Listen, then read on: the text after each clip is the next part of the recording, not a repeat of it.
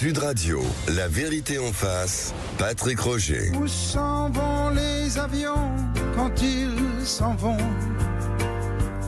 Parfois je crois qu'ils vont chez moi. Où s'en vont les avions quand ils s'en vont? Ils s'en vont effectivement au-delà, les avions, mais ils reviennent aussi. Philippe Camus, bonjour. Bonjour. Vous êtes l'ancien grand patron d'Airbus, bien sûr. C'était déjà, rappelez-nous en fait de quelle époque à quelle époque? C'est de 2000 à 2005. Oui. J'ai participé, j'ai même été très actif sur la création du groupe intégré qui s'appelle Airbus maintenant, mais qu'on appelait à l'époque EADS. EADS, absolument. Et c'était une négociation intéressante avec nos amis allemands, italiens, espagnols et anglais. Et donc, on a réussi à faire cette société intégrée qui est un grand succès, je crois. Oui, il y avait une grande volonté, justement, européenne de cette industrie. Est-ce qu'aujourd'hui, elle existe encore, cette volonté, selon vous, de l'industrie aéronautique et de l'industrie aussi qui est très importante en fait dans l'aéronautique, de la défense, quoi, parce qu'on a remis ces questions à l'ordre du jour ces dernières semaines, et on se demande s'il y a vraiment une unité, une union européenne autour de ça. Alors moi je crois que en 2000, quand on crée cette société Airbus intégrée, alors Airbus existait déjà bien entendu, mais c'était en pièces détachées, les avions étaient faits un peu en pièces détachées un peu partout en Europe, mais on a créé cette société totalement intégrée, grand succès, dans un climat politique européen qui était très favorable. Souvenez-vous, l'euro venait d'être lancé, c'était l'extension de l'Union européenne, il y avait de grands projets, et il y avait une volonté politique commune aux principaux pays européens de poursuivre dans l'intégration européenne à tout point de vue, pas seulement dans l'industrie, bien sûr, à tout point de vue. On a passé une vingtaine d'années, je crois, moins favorables sur le plan politique. On a vu, il y avait des tensions entre les différents pays, l'intégration des nouveaux pays. On a peut-être allé un peu vite. Enfin, c'est un autre débat. C'était un peu compliqué. Oui, oui, bien sûr. Et donc, mais là, je pense que parfois, à malheur, on peut avoir un petit peu de chance. La guerre en Ukraine fait que les Européens doivent se poser la question de savoir ce qu'ils veulent faire, à la fois sur le plan général. L'Europe, est-ce qu'on s'intègre plus? Est-ce qu'on continue? Est-ce qu'on va vers une Europe un peu plus fédérale, un peu moins État-nation? Et puis, en matière de défense, est-ce qu'il ne faut pas construire une défense européenne autonome, parce que c'est ça le vrai sujet. Oui. C'est-à-dire être indépendant dans ses décisions. Car indépendant des Américains, de l'OTAN. Indépendant en termes géostratégiques. Ça, c'est un point important. Quelle stratégie on veut pour l'Europe en matière de défense? Et puis, effectivement, la place de l'Europe dans l'OTAN. Je ne pense pas qu'on veuille quitter l'OTAN, mais quelle est la place de l'Europe dans l'OTAN? Et puis indépendance technologique, parce que si on dépend à la fois des Américains ou des Chinois ou d'autres pays en matière de technologie, on n'aura pas l'indépendance et la facilité d'utiliser nos moyens de défense. Ouais. Nous étions leaders dans le monde quasiment, avec les Américains sur la défense, sur ces questions en fait de défense, sur les questions en fait d'aviation. Est-ce que aujourd'hui vous avez peur on parlait de déclassement là tout à l'heure, qu'il y ait une forme de déclassement aussi aujourd'hui, en tout cas qui menace? Alors, ce qu'on peut voir depuis quelques années, c'est d'abord sur le plan croissance économique, l'Europe patine un peu. Quand on compare les chiffres par rapport, par exemple, aux États-Unis ou à d'autres zones, ou à la Chine, l'Inde, l'Europe a pris du retard. En tout cas, relativement. On est toujours un ensemble de pays tout à fait riches et confortables, je dirais, si on se compare à l'ensemble du monde, mais on a perdu un peu des positions. Donc, je crois qu'il faut effectivement avoir une idée claire sur ce qu'on veut faire en matière industrielle, notamment en matière de R&D, en matière d'indépendance technologique. Et notamment dans les domaines de la haute technologie, on voit bien que les Américains, par exemple, les États-Unis dépensent beaucoup plus que nous. On a des budgets de R&D, pas seulement dans la défense. La défense, c'est 3 ou 4 fois plus. Mais dans tous les domaines. On l'a vu avec l'intelligence artificielle, on l'avait vu avant avec Internet, avec tout ce qui était numérique. Donc là, il faut que l'Europe se prenne en main et décide d'aller en avant. Alors, est-ce qu'il y a une volonté politique? Parce que c'était ça un peu votre question. Aujourd'hui, je pense que la guerre en Ukraine a un peu réveillé les esprits. On était dans la guerre en Ukraine et puis les déclarations de Trump. Bien sûr. La guerre commerciale qui est déclarée à la Chine par Trump. Elle était déjà un peu avec Biden, mais elle a été renforcée. On ne va pas se réjouir d'une guerre ou de difficultés. Non, mais parfois ça réveille. Mais ça réveille. Voilà, je crois que le réveil est là. Et d'ailleurs, on le constate dans les opinions publiques européennes. Il y a eu des sondages d'opinion qui ont été faits sur est-ce que vous voulez une défense européenne indépendante? Réponse, 70% des Européens répondent oui. Est-ce que vous êtes prêts à dépenser plus d'argent, passer à 3-4% du PNB européen en matière de défense? La réponse est oui, majoritairement. Alors il y a certains pays un peu moins, mais globalement on est aux alentours de 50% et plus d'Européens qui sont prêts à dépenser plus en matière de défense européenne. Je crois que ceci doit aussi s'appliquer à tous les domaines, pas seulement la défense, mais tout ce qui est technologique, parce qu'on voit bien que le monde futur reposera sur le progrès scientifique, la technologie, qui permettront de résoudre toute une série de problèmes qui vont du climat à la santé et aussi à la défense. Oui, c'est ça. C'est quand même difficile de s'entendre. J'ai vu que la Belgique avait choisi des F-35 américains dernièrement. Alors ça, c'est un grand problème. C'est-à-dire que bon, on veut une stratégie européenne et défendre nos constructeurs, et puis parfois on va passer des commandes ailleurs. Oui, alors ça c'est pas que dans l'industrie aéronautique, d'ailleurs. Je pourrais vous citer des tonnes d'exemples. Et puis c'est pas nouveau. Non, c'est pas nouveau. C'est vrai. Alors aujourd'hui, il y a à peu près 70% des approvisionnements, des achats de matériel européen qui sont réalisés en dehors d'Europe. Ça, je crois qu'on devrait pouvoir faire mieux. Je ne dis pas que l'Europe peut tout fournir. En fait, l'industrie européenne peut tout fournir.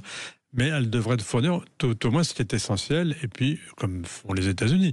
Aux États-Unis, les achats se font dans les entreprises américaines, implantées sur le sol américain. On devrait avoir un peu la même approche. C'est ce qui me paraît pas être du tout agressif, mais une démarche tout à fait de bon sens.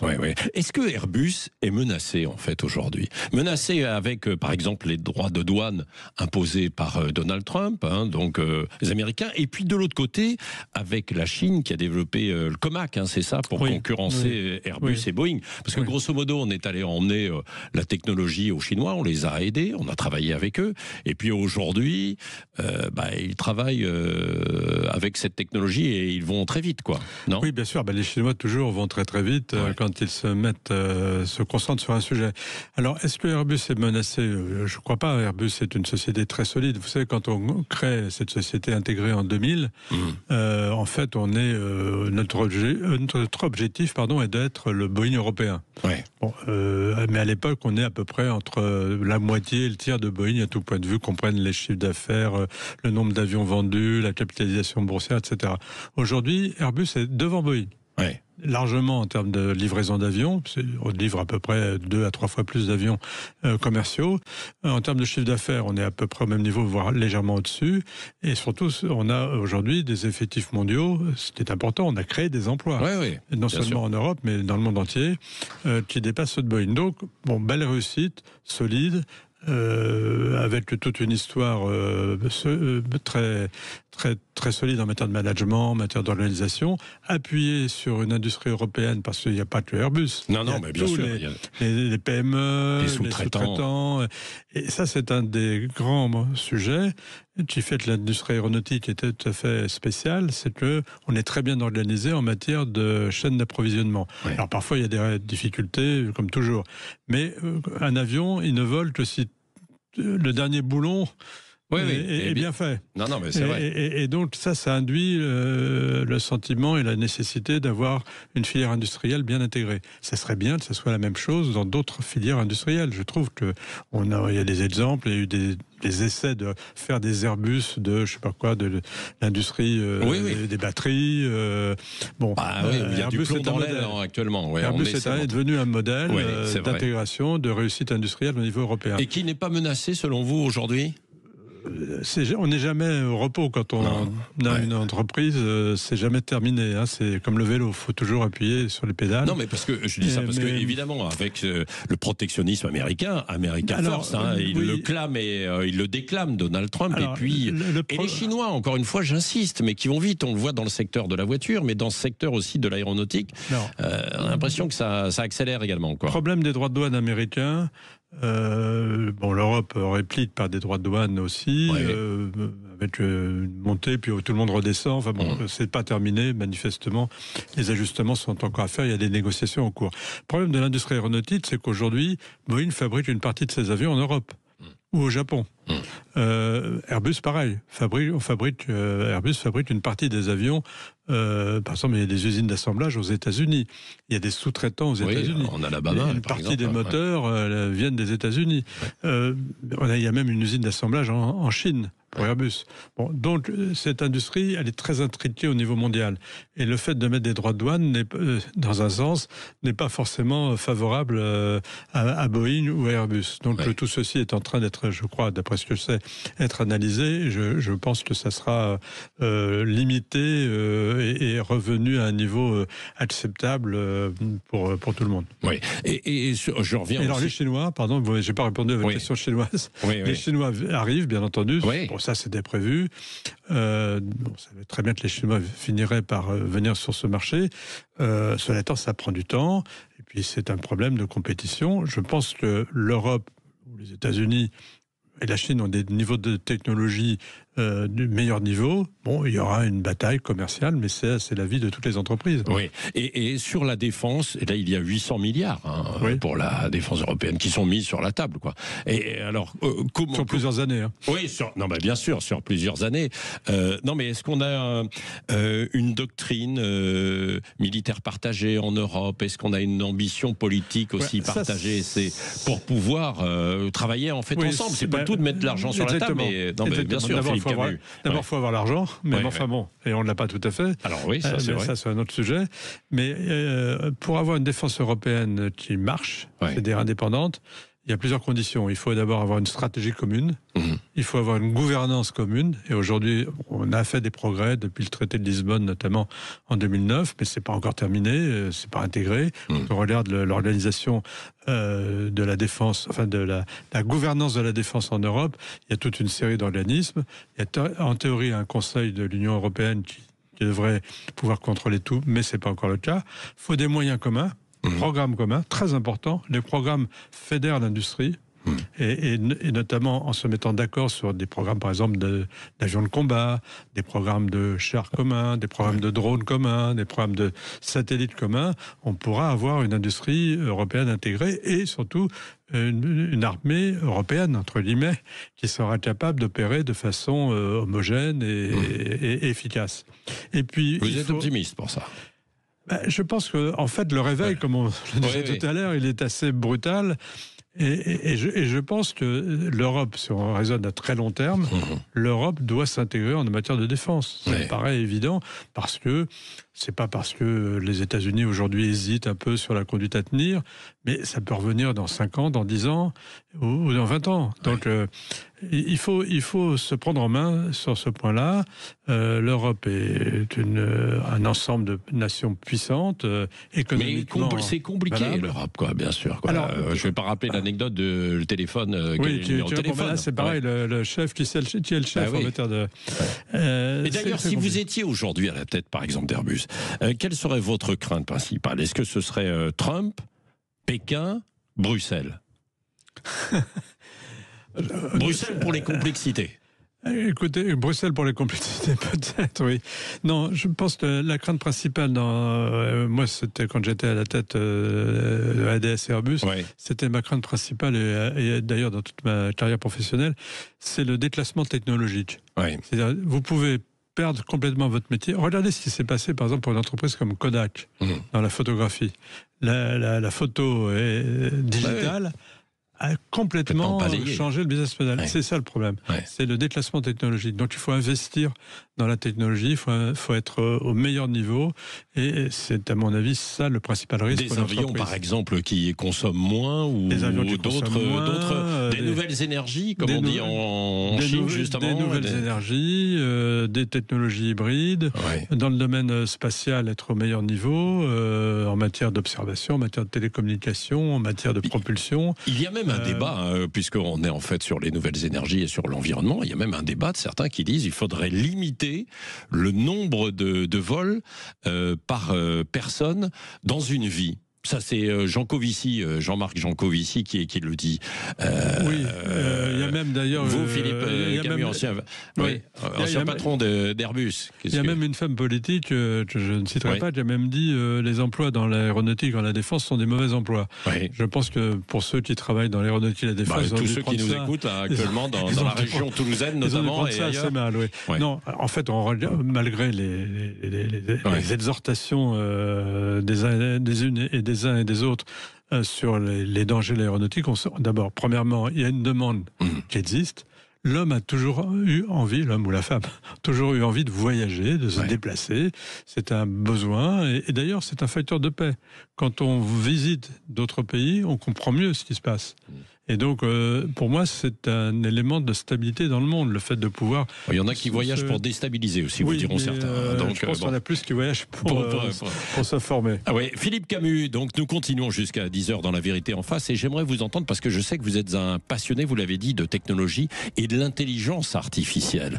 Comment elle peut changer les choses demain en France, partout dans les territoires? Parce qu'il va y avoir des implications, et quand on croise des gens qui travaillent dans l'intelligence artificielle, ils nous disent c'est vertigineux ce qui se profile en fait devant nous à tous les niveaux. Nous l'évoquons dans La Vérité en face sur Sud Radio jusqu'à 10h. Sud Radio, La Vérité en face, Patrick Roger. Ça plane pour moi, ça plane pour moi, ça plane pour moi.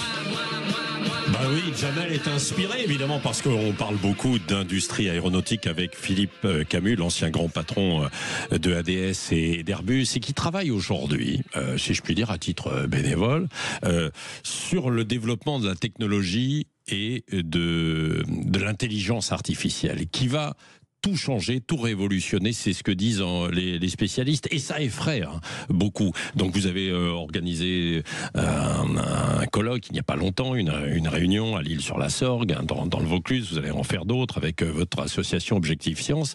C'est vrai que quand on parle de l'intelligence artificielle et de tout ce qui sera possible en fait avec cette IA, ces IA, on se dit que c'est vertigineux, ça fait un petit peu peur. On se demande si beaucoup de postes, beaucoup d'emplois vont être supprimés, comme au temps de la révolution en fait industrielle, par exemple, et de l'arrivée de la robotique.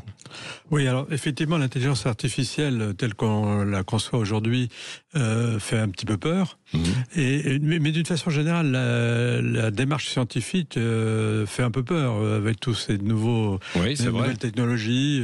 C'est vrai dans toute une série de progrès, et on se dit jusqu'où, quoi. Voilà, jusqu'où, et puis on comprend pas très bien, et puis l'information qu'on peut avoir parfois est polluée parce que on a toute une série d'informations latérales, je dirais, par des circuits d'information, réseaux sociaux et tout, qui se racontent parfois il y a des choses très très bien, mais souvent il y a de l'information totalement déformée. Donc on s'est dit effectivement qu'il fallait trouver des circuits courts en matière de diffusion d'une bonne information scientifique, d'où notre idée d'organiser. Alors, à l'Île-sur-la-Sorgue, parce que finalement, c'est une région entre Marseille, Avignon, Aix-en-Provence, Lyon, qui n'est pas très loin. C'est assez bien situé, c'est une jolie ville.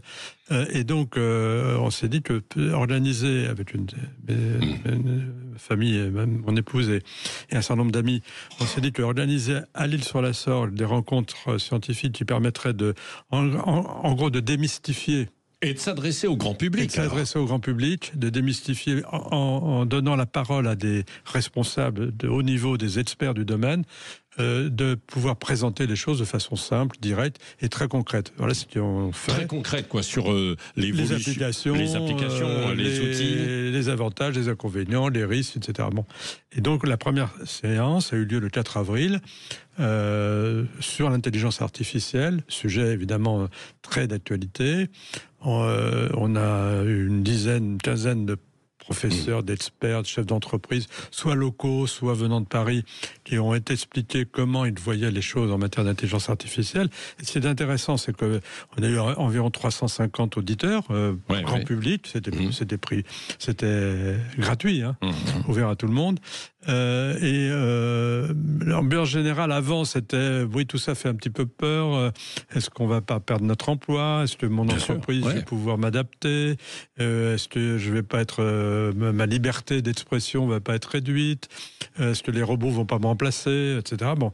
Et après 4 heures d'explication de bon niveau, on a eu le sentiment que les gens étaient beaucoup plus avaient compris les choses, avaient bien compris que l'intelligence artificielle c'est un outil formidable, mais c'est un outil au service de l'homme. Et il faut le considérer comme ça.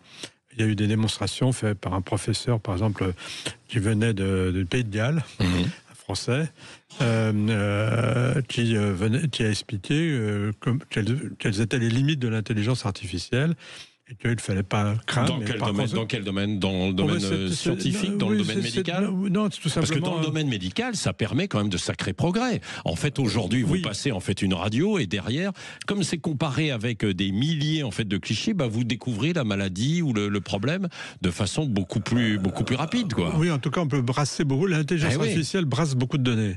Donc, on peut brasser beaucoup plus de données. Et donc, tout domaine où il faut pouvoir rassembler des données, les comparer, distinguer la bonne donnée de la mauvaise, ça, l'intelligence artificielle, les outils actuels sont formidables. Oui, ça c'est vrai. Alors, à propos de brasser, est-ce que nous, en Europe et en France, on brasse de l'air sur l'intelligence artificielle ou est-ce qu'on avance quand même? Parce que c'est vrai que les Américains ont été très en avance avec OpenAI et d'autres là qui se développent. Les Chinois vont à une vitesse phénoménale. Les Indiens sont très forts et redoutables en informatique. Et nous, alors nous, je pense que le sujet d'abord que tout le monde a compris c'était important, ça c'est un point tout à fait essentiel. Il y a une volonté politique qui existe, que ce soit en France bien entendu, mais également dans le reste de l'Europe avec des moyens mis en œuvre importants. Je pense que on a besoin d'investir encore plus dans la R&D. Il y a un problème de réglementation aussi qui fait que toutes les structures européennes sont un peu lourdes, donc tout ça, il faut simplifier, garder des pare-feux, garder des limites, des barrières pour éviter que l'intelligence artificielle nous échappe. Mais il y a un problème un niveau de simplification à faire au niveau de la réglementation européenne, ça je crois. Pour aider les chercheurs Pour aider les chercheurs, oui. Et puis aussi, il faut accueillir, comme c'est en cours, les chercheurs qui viennent du monde entier, leur faciliter la vie. Sur des chercheurs américains notamment, c'est ça. Oui, mais il y en a qui peuvent venir d'Inde ou de Chine. Vous savez, aussi, parce c'est vrai qu'ils vont beaucoup aux États-Unis. Ils vont beaucoup aux États-Unis, donc soyons attractifs. Dans la région de San Francisco, ou alors du côté aujourd'hui de la Chine, quoi, aussi, qui est toujours attractif. Parce que créons des zones où on peut accueillir les gens facilement, des maisons d'accueil pour les chercheurs ou pour les start-up. Bon, tout ça, je crois que certains chercheurs français disent aidons-nous aussi, quoi. Oui, voilà. Bien souvent, on nous aide pas. C'est bien si on veut accueillir, mais ça va coûter très cher. Et nous-mêmes, on nous aide pas. Oui, alors il y a en France des pépites qui existent déjà. Par exemple, Pascal est une pépite. Par exemple, donc il y a vraiment déjà des entreprises qui réussissent dans les domaines de haute technologie. Il y a un domaine sur lequel je voudrais attirer votre attention, c'est aussi tout ce qui est ordinateur quantique. Car le fait de brasser des données nécessite des capacités de calcul et de stockage importants. On sait très bien qu'aujourd'hui, si on continue avec les mêmes technologies d'informatique, on aura un problème de ressources en énergie. Et l'énergie consommée par les le fameux développement data centers. sera telle que ça va ça va produire du CO2 bien largement supérieur à l'aviation, pour revenir à notre premier sujet. Donc il faut trouver des moyens de réduire cette consommation d'énergie. Et ça, c'est les ordinateurs quantiques qui permettront de le faire. On n'en est pas loin. Il y a encore beaucoup de travaux à faire, mais là aussi, l'Europe a des champions. Absolument. Et c'est la clé, probablement. C'est tout ce qui concerne l'énergie, d'une façon générale, d'ailleurs, aussi. Merci, Philippe Camus, ancien président exécutif d'Airbus, d'être venu ce matin au micro de Sud Radio dans La Vérité en face pour nous parler de cette vérité, de l'industrie aéronautique, de la défense européenne et de l'intelligence artificielle. Bref, c'est notre présent et ce sera aussi notre futur et des futures générations. Dans un instant, le futur est tout proche avec Valérie Expert, Gilles Gansman, des débats et la partie média.